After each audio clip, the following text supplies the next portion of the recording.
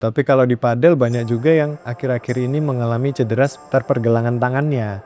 Bisa di daerah dekat dengan ibu jari maupun dekat dengan area di pergelangan tangan sisi luar. Sekitar 24-48 jam setelah penanganan pertama kita nggak tahan lagi dengan nyerinya, kemudian bengkaknya makin menjadi-jadi dengan penanganan yang tepat, itu sebaiknya kita harus ke tenaga kesehatan ya. Tujuan dari penanganannya adalah membuat kita kembali ke lapangan.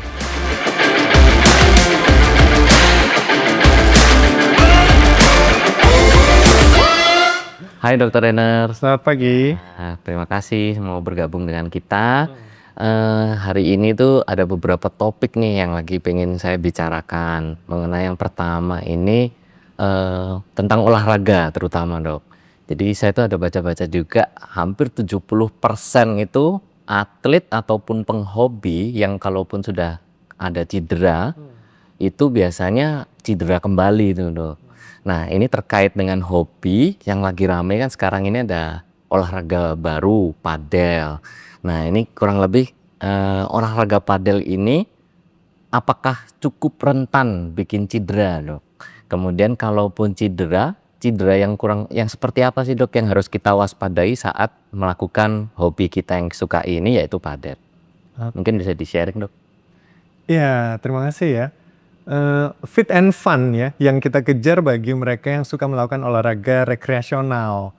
Kalau sekarang yang lagi booming padel ya. Biasanya mereka sudah pernah tenis sebelumnya, tapi ada beberapa gerakan yang intensitasnya lebih tinggi di padel ya, dengan lapangan yang lebih kecil, kemudian dengan jumlah pemainnya yang tentu kalau di tenis bisa lebih lama dan lebih durasinya intensitasnya tidak setinggi padel. Akibatnya dengan cara-cara tertentu, gerakan-gerakan tertentu yang berbeda, cederanya bisa cenderung lebih berbeda juga dari tenis ya.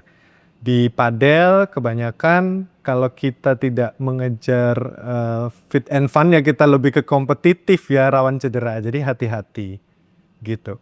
Sama kurang lebih cedera yang seperti apa ini, Dok? Tadi kan dokter sudah menyebutkan bahwa padel ini olahraga yang baru dan biasanya transisi dari orang yang suka main tenis kemudian ke padel mungkin ada beberapa teknik bermainnya yang berbeda mungkin. Nah, ini rawan cederanya tuh cedera yang seperti apa kurang lebih nih? Kebanyakan pada seputar ini ya, seputar anggota gerak atas, bahu, siku, dan pergelangan tangan pertama nih. Kalau di tenis biasanya kan ada namanya tennis elbow ya di siku. Tapi kalau di padel banyak juga yang akhir-akhir ini mengalami cedera seputar pergelangan tangannya. Bisa di daerah dekat dengan ibu jari maupun dekat dengan area di pergelangan tangan sisi luar. Nah itu harus hati-hati ya. Biasanya penyebabnya karena peradangan akibat dari overuse ataupun mereka dengan form yang tidak tepat.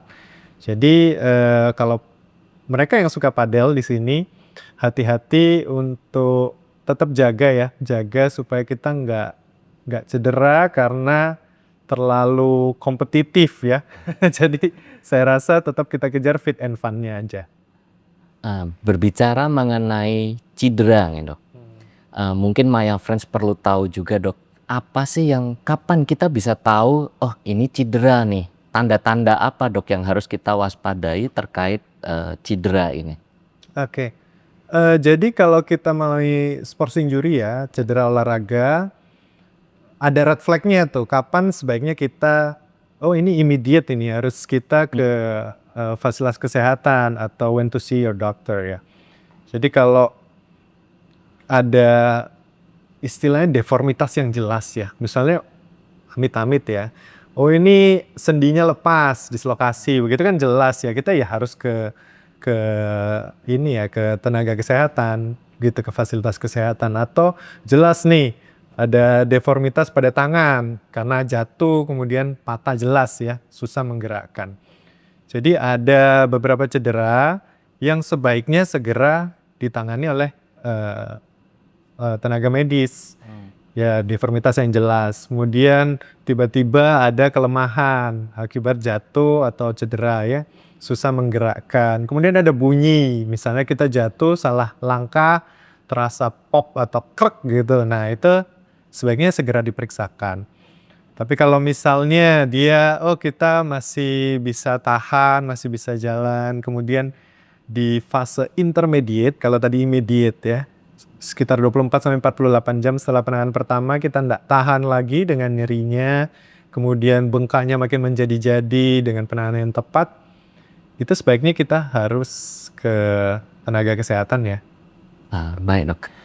Kalau tadi sudah disinggung mengenai apabila ada cedera dengan deformitas yang jelas, bagaimana dengan yang tadi Dokter Rainer sempat bahas mengenai brace pergelangan pada pehobis atau pecinta pedal ini?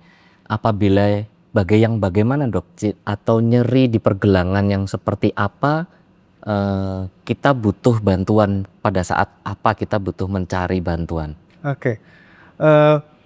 Kalau dia terjadi secara mendadak ya, secara mendadak kemudian kesulitan menggerakkan daerah pergelangan tangan atau jari-jari, kemudian nyerinya semakin menjadi-jadi dalam beberapa jam ke depan, nah itu sebaiknya kita harus waspada ya, karena penyebabnya paling sering karena overuse ataupun strain pada muscle dan tendon di seputar pergelangan tangan. Jadi bagi pecinta padel sebaiknya jangan lupa warm up, kemudian form yang betul ya, dan kalau jiwa kompetitifnya mulai meluap-luap sebaiknya kita lihat situasi lah, apalagi mereka yang bukan profesional di sana, saya rasa nggak perlu kita sampai berlebihan ya mengorbankan aktivitas kita sehari-hari untuk satu sesi saja gitu.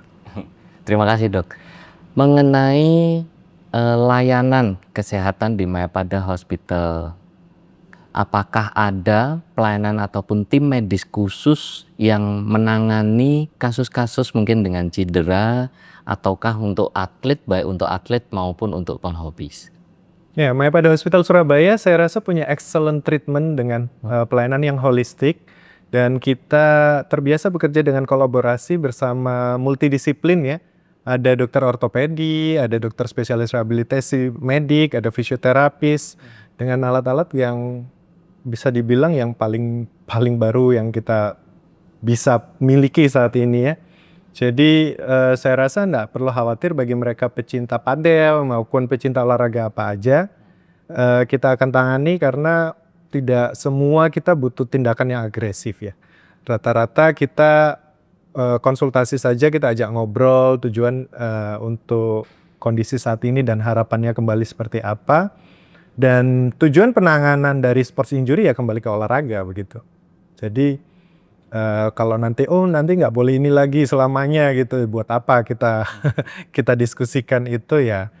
Nah nanti kita kalau di Mayapada Hospital Surabaya di sini memiliki pelayanan yang khusus untuk sports injury ya. Ya. Terima kasih Dokter Rainer sudah mau berbagi ilmunya. Mungkin untuk sebagai penutup, tidak lupa mungkin Dokter Rainer bisa memberikan take home message kepada Maya Friends mengenai bagaimana tetap bisa menjalani olahraga yang kita cintai, tetap mengejar fit and fun, tapi juga safety-nya. Ya. Fit and fun ya buat mereka yang suka dengan olahraga tujuan rekreasional terutama. Jangan lupa bahwa kita sehari-hari juga banyak kegiatan ya, ada aktivitas kerja, sekolah, dan lain sebagainya. Jadi sebaiknya kita kenali diri kita, kemudian kalau terjadi cedera jangan ragu untuk konsultasikan ke dokter ortopedi, dan mereka yang profesional bahkan tujuan dari penanganannya adalah membuat kita kembali ke lapangan. Oke, sehat selalu ya. Maya Friends, terima kasih telah menyaksikan Mayapada Hospital Podcast. Sampai jumpa di episode selanjutnya. Selangkah lebih sehat bersama Mayapada Hospital. Bye.